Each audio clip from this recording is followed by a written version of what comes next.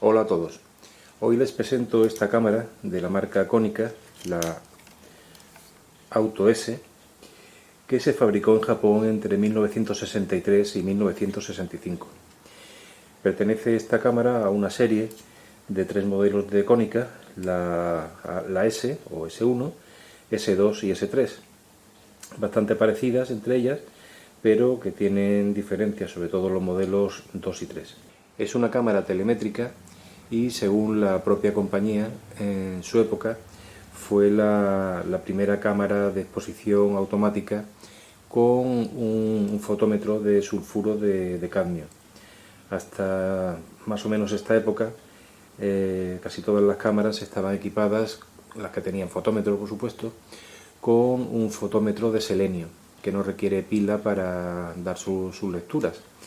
A partir de más o menos estos momentos, un poquito antes, ya había cámaras que incorporaban una batería, como por ejemplo esta, y utilizaban otro tipo de tecnología que con el tiempo no se desgastaba, porque el problema que tienen los fotómetros de selenio es que con el tiempo la célula se desgasta y deja de ser efectiva, lo que no ocurre con las células de sulfuro de cadmio. A partir de entonces todas las cámaras prácticamente abandonaron el sistema de selenio y se pasaron al del sulfuro de cadmio. Como solemos hacer, vamos a repasar los principales elementos de la cámara y a comentar algunas cosas, porque es una cámara que tiene bastantes aciertos y también algunas cosas que a mí me resultan incomprensibles o que quizá haya que achacar al momento en el que se fabricó. Es una cámara pesada, pesa unos 750 gramos aproximadamente, muy bien construida, pese a algunas cositas que iremos comentando a continuación, y resulta muy cómoda de utilizar. En la parte frontal de la cámara tenemos en primer lugar el tambor del objetivo, que tiene ya la primera característica curiosa. No es frecuente encontrarse con una cámara que tenga incorporado el parasol. Este pequeño parasol de metal resulta realmente útil y se puede utilizar, por supuesto, igualmente para tapar con la tapa del objetivo. No le estorba para nada. Tiene una lente Xenon de 47 milímetros y 1.9. La cámara sucesora de esta, la S2, tiene un objetivo ligerísimamente más luminoso, un 1.8. Y aquí en el lateral tenemos el conector para el flash, porque tiene una zapata fría de flash. Y en el tambor aquí tenemos el autodisparador integrado en el propio tambor. Podemos verlo actuando así.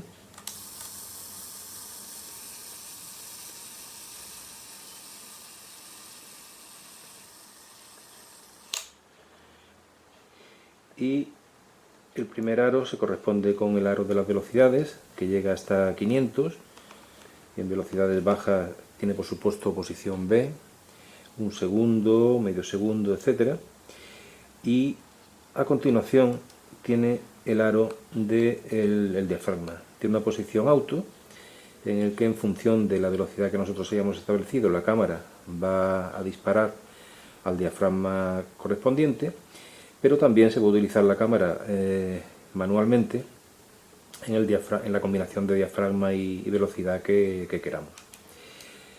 Aquí tiene el selector de tipo de flash, y aquí en la parte quizá no demasiado cómoda tiene la escala de profundidad de campo, porque el enfoque se realiza a través de esta protuberancia que tiene aquí,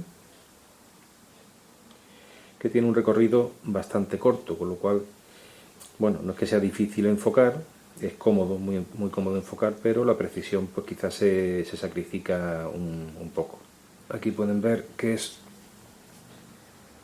un obturador Copal SVA, y aquí abajo tenemos el selector de sensibilidad de la película.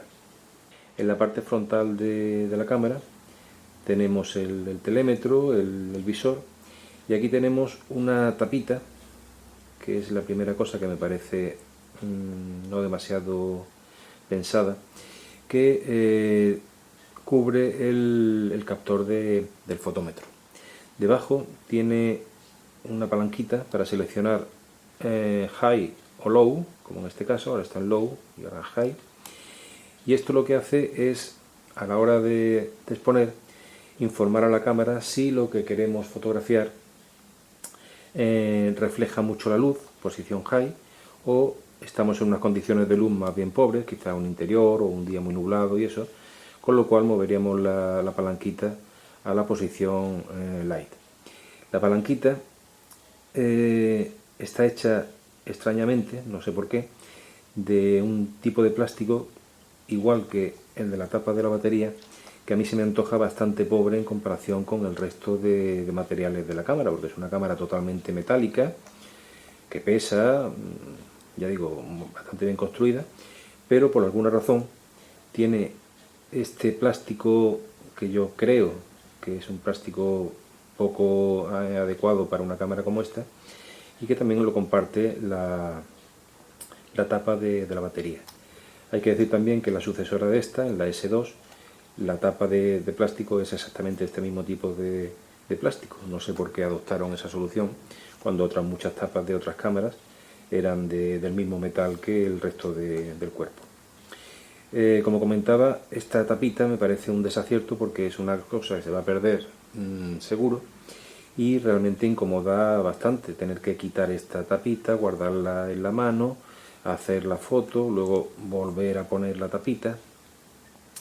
De hecho, yo creo que se dieron cuenta de ese pequeño problema, y en la sucesora, en la S2, pusieron el captor del fotómetro en esta parte del objetivo, con lo cual no solamente se ahorraban la incomodidad de la tapita, de andar quitando y poniendo y tal, sino que además al integrarlo dentro del objetivo, si utilizamos cualquier tipo de filtro, el captor también se ve afectado por ese filtro, con lo cual no tenemos que compensar manualmente la menor luminosidad que aporte el filtro o cualquier otra característica, sino que lo que realmente está captando el fotómetro es la luz que realmente entra en el objetivo a través del filtro.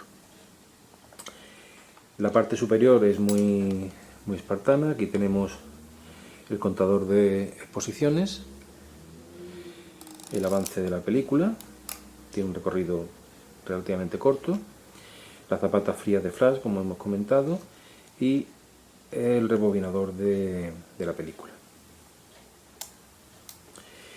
En la parte inferior tenemos el embrague para rebobinar, aquí el tornillo para el trípode y el compartimento para la batería. Esta cámara utiliza una batería de este tipo, la PX625, que hoy en día ya no se fabrica, pero bueno, existen sustituciones, como ya hemos comentado en algunos de otros vídeos para esta batería. Para abrir la cámara levantamos esta rueda y el respaldo se abre sin ningún problema. Y aquí podemos ver el funcionamiento. Vamos a poner una velocidad, si está puesto en un segundo, y vemos cómo avanza el mecanismo.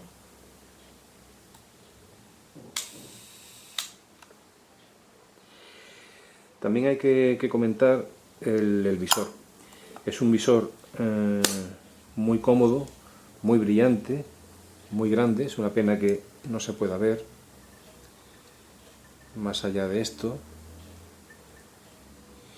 Y hay que decir que el visor incorpora varios elementos bastante novedosos. En primer lugar, al enfocar, como hemos visto a través de esta protuberancia en el tambor, las marcas de encuadre se modifican para que realmente lo que haya dentro de esas marcas de encuadre es lo que vaya a salir luego en la foto. Es algo curioso y creo, no sé si fue la primera cámara en implantar ese marco de referencia, digamos, en función del enfoque real, pero creo que es todo un acierto. También hay que subrayar que en el visor, en la parte superior, hay una escala donde el fotómetro marca la apertura del diafragma, y lo que habría quizá que criticar es que esa escala no se ve demasiado claramente en algunos ángulos de posición del ojo. Hay que quizá mover ligeramente la cámara para que se vea con claridad. No es algo realmente demasiado complicado de ver, pero bueno, creo que se podía haber buscado otro diseño más eficaz. Por último, comentar que es una cámara totalmente mecánica. La pila que hemos comentado, que alimenta el fotómetro y que va en este compartimento, solamente sirve para eso, para el automatismo de que la cámara seleccione automáticamente el diafragma en modo automático, cuando movemos esta rueda hasta en modo auto, y para accionar el fotómetro podemos utilizar sin ninguna batería la cámara en modo manual con excelentes resultados. Y esto es todo lo que les quería comentar sobre esta cámara. Espero que les haya interesado y espero también verles nuevamente en el canal en el próximo vídeo. Un saludo a todos.